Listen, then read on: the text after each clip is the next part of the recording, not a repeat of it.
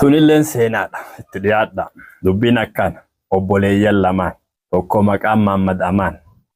Tokko maqaan Muhammad Nur Gabiiti.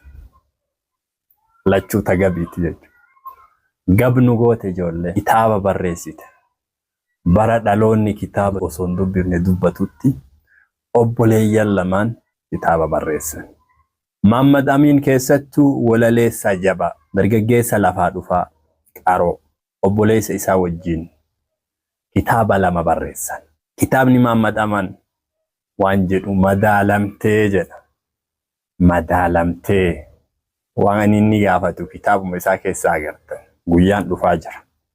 Akkasuma Muhammad Nur Gabii gumaata seenaa. Gumaata seenaa. Waan inni nu gumaache kitaaba keessaa argitan.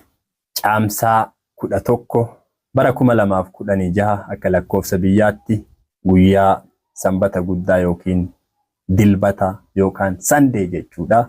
Mee 19 shaashe biyya jaalatamtu, biyya gootota, biyya hayyoota, galma aadaa magaalaa Shaashamanneetitti akka irraan hafe sa'aatii 7 walakkaa yookaaniif salaata zuurii irraa akka baatanii warri islaama taata.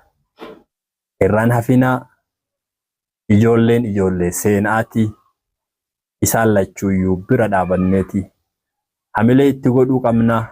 Akkuma beekamu seenaan Oromoodhaan barraayuu eega jalqabee yeroo dhiyootan akkuma beekamu. Kanaaf dhaloota lafaa dhufu ka kitaaba barreessu ka seenaa hawaasaa haala gaariidhaan ol baasuuf irratti hojjetu. Ajajjabeessinuu bira haa dhaabannuun dhaamsa kennaa. Caamsaa 11 bara 2016 guyyaa sanbata guddaa yookiin dilbata yookaan sandee jechuudha.